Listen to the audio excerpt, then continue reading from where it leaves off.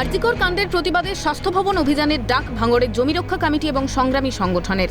ভাঙড়ের পদ্মপুকুর এলাকা থেকে বাসে করে রাজারহাট রোড দিয়ে প্রথমে সল্টলেক, তারপর মিছিল করে স্বাস্থ্য ভবনে যাওয়ার পরিকল্পনা ছিল।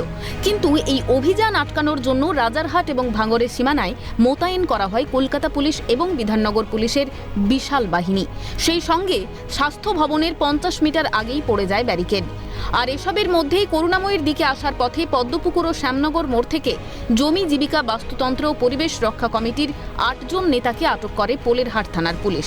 পরবর্তীতে নতুন করে অশান্তি এড়াতে ভাঙড়ের বিভিন্ন মোড়ে মোতায়েন ছিল বিশাল পুলিশ বাহিনী। আমরা করুণাময়ীর উদ্দেশ্যে রওনা হচ্ছি, পুলিশ সেখানে বাধা হয়ে দাঁড়ায়, পুলিশের সঙ্গে আমাদের ধস্তাধস্তি হয় এবং আমাদের যে কর্মীদেরকে গ্রেফতার করে, আমি নিজেও এখন গ্রেফতার হয়ে আসছি, মানে আমাদেরকে লালবাজার নিয়ে যাচ্ছে। ইতিমধ্যে আমাদের নেতৃত্ব 8 জনকে গ্রেফতার করে। পুলিশি বাধার সম্মুখীন হয়ে শেষ পর্যন্ত স্বাস্থ্য ভবন অভিযান করতে ব্যর্থ হয় ভাঙড়ের জমি রক্ষা কমিটি। এছাড়াও শহরের বাইরে একাধিক জায়গায় আটকে দেওয়া হয় বাস। আর এসবের মধ্যেই তাদের প্রতিবাদকে পূর্ণ সমর্থন জানিয়ে করুণাময়ীতে হাজির হয় অভয়া মঞ্চের সদস্যরা। সেখানেও অতি সক্রিয় ভূমিকায় দেখা যায় পুলিশকে। আমরা খুব ভালোভাবে বলছি, বইমেলায় গেলে চলে যান। কি করবেন না, প্রথমে কি করবেন, কেন কি করবেন না? প্রশাসন বিশ্বাসঘাতক। প্রশাসন বরাবর মানুষকে ঠকিয়ে আসছে। এই প্রশাসন মানুষকে ব্যতিব্যস্ত করতে চায়।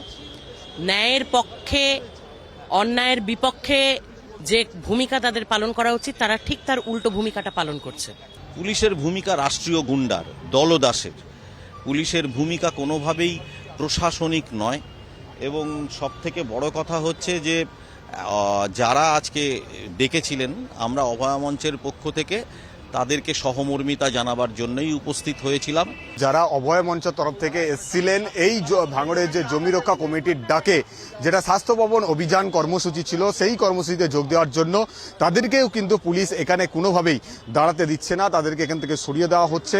ইতিমধ্যেই জমি রক্ষা কমিটির তরফ থেকে যারা নেতৃত্ব রয়েছেন তাদেরকে গ্রেপ্তার করে নিয়ে যাওয়া হয়েছে, লালবাজার নিয়ে যাওয়া হয়েছে। আমরা দেখতে পাচ্ছি পুলিশ কিন্তু কোনো অবস্থাতেই তাদেরকে ছেড়ে দেয়।